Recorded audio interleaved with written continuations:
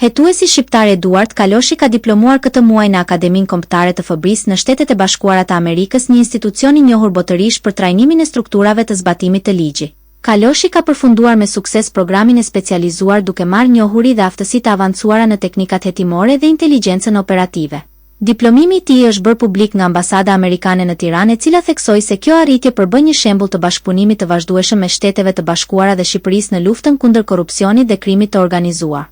Sipas ambasadës, oficerët shqiptar që përfshihen në këto programe elitare janë ndër më të përkushtuarit dhe përvoja e fituar do të aplikohet drejt për drejt në hetimet që zhvillon SPA. Ekspertiza e Kaloshit pritet të fuqizojë më tej kapacitetet hetimore të institucionit duke sjellë teknika dhe standarde ndërkombëtare në hetimin e veprave të korrupsionit dhe krimit të organizuar në vend. Ky diplomim shihet si një vlerë shtuar për SPAK dhe një sinjal i qartë për përpjekjet e Shqipërisë për të përmirësuar sistemin e drejtësisë dhe për të ndjekur modelin e institucioneve më të avancuara ligjzbatuese në botë.